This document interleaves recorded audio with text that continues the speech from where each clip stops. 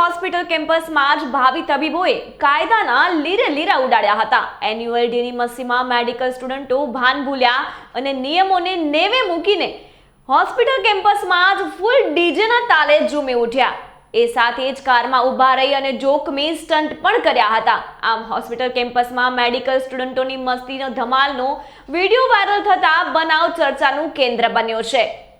અત્યારે વલસાડ સિવિલ હોસ્પિટલમાં મેડિકલ સ્ટુડન્ટો દ્વારા વાર્ષિક ઉત્સવની ઉજવણી કરવામાં આવી રહી છે।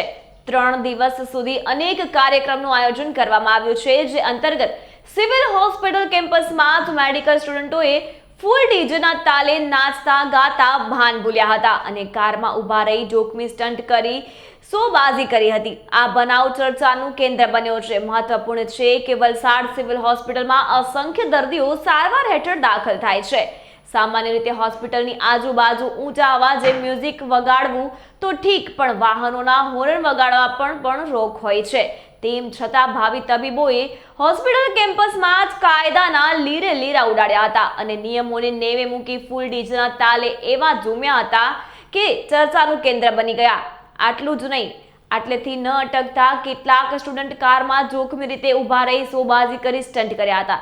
સમગ્ર મામલે વલસાડ મેડિકલ કોલેજના ડીનનો સંપર્ક કરતા તેમણે જણાવ્યું કે દર વર્ષે આ પ્રકારનું આયોજન થાય છે, જેમાં વિદ્યાર્થીઓ તમામ પ્રશાસન પરવાનગી લેવામાં આવે છે અને સાથે જ પોલીસ પરવાનગી પણ મેળવવામાં આવતી હોય છે, પરંતુ વિદ્યાર્થીઓ દ્વારા હોસ્પિટલના ગેટ પર ડીજે વગાડવું અને જુલુસ કાઢવું એ યોગ્ય નથી। દર્દીઓને કોઈ પણ પ્રકારની મુશ્કેલી ન પડે અમે ઘોંઘાટ ન સર્જાય તે હેતુસર પરવાનગી આપવામાં આવતી હોય છે।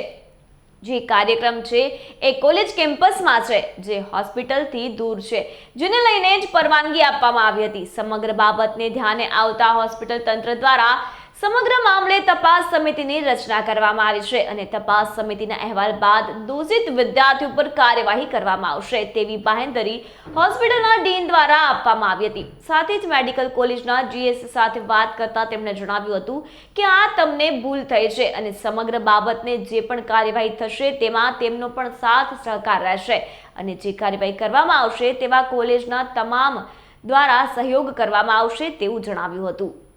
કોલેજમાં વર્ષ છે વાર્ષિક ફંક્શન, એન્યુઅલ ફંક્શન થતું હોય છે વિદ્યાર્થીઓનું, એટલે વિદ્યાર્થીઓએ જે પ્રોગ્રામ સબમિટ કર્યો હતો કોલેજ કાઉન્સિલમાં, એ મુજબ એ લોકોને જરૂરી પ્રશાસનની મંજૂરી લઈ અને હોસ્પિટલ તથા હોસ્પિટલના દર્દીઓ તથા આજુબાજુના નિવાસીઓને તકલીફ ન પડે તેનું ધ્યાન રાખી અને કાર્યક્રમ કરવાની મંજૂરી આપવામાં આવી હતી।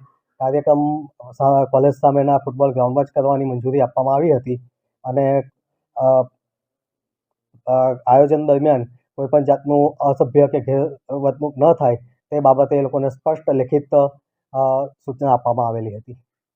એ અમારી ધ્યાનમાં આવેલા છે વિડીયો, એટલે અમે એક તપાસ સમિતિની રચના કરેલી છે અને એ બહુ જલ્દી એનો અહેવાલ સબમિટ કરશે તો જવાબદાર સામે યોગ્ય પગલાં લેવામાં આવશે।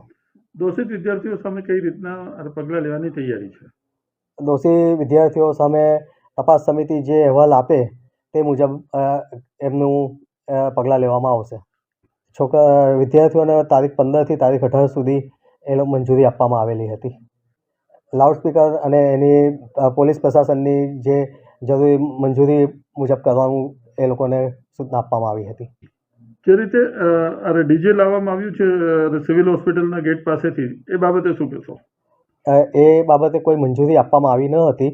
વિદ્યાર્થીઓને ફક્ત કોલેજ સામેના ફૂટબોલ ગ્રાઉન્ડમાં કે જે હોસ્પિટલથી દૂર છે એમાં આયોજન કરવાની મંજૂરી આપવામાં આવી હતી અને લાઉડસ્પીકર બાબતે પોલીસ પ્રશાસનની જે જરૂરી મંજૂરી હોય અને જેટલી મર્યાદામાં એ વાપરવાનું હોય એ પ્રમાણે એ લોકોને મંજૂરી આપવામાં આવી હતી। સોશિયલ મીડિયામાં જે રીતે વિડીયો વાયરલ થયો છે કે ગાડી પર બહાર નીકળીને ફોટો પાડતા હતા, તો તે જોઈને કદાચ એવું બની શકે કે ગાડી ઊભી રાખીને ફોટો પાડતા હોય, પણ એ બાબતનું સોશિયલ મીડિયામાં એવું જિક્ર થઈ રહ્યો છે કે ગાડી પરથી બહાર નીકળીને સ્ટન્ટ થાય છે। તો એ વસ્તુનો ખ્યાલ મને જ્યારે સોશિયલ મીડિયા પર વિડીયો વાયરલ થયા પછી પડ્યો છે। એ પહેલાં મને ખ્યાલ નહોતો અને હું એ બાબતથી અજાણ હતો અને હવેથી હું ખાતરી આપું છું કે એ વસ્તુ આગામી સમયમાં નહીં થાય અને જે થઈ છે એને અનુસંધાને જે પણ પગલાં ભરવામાં આવશે એ લેવાશે જે પગલાં. આ જે વિડીયો વાયરલ થયો છે એમાં જે દેખાઈ રહ્યું છે તેવા કિસ્સાઓ કે તત્વો સામે જે પણ કાયદાકીય કાર્યવાહી થવી જોઈએ તેમાં અમે કોઈ પણ અડચણ નહીં કરીએ તેમજ તેમના સપોર્ટમાં રહીશું અને એમનો કોઈ અમને ઇસ્યુ નથી. અમારા અજાણતા વસ્તુઓ થઈ છે જે વિડીયો વાયરલ થયા પછી અમને જાણ થઈ છે.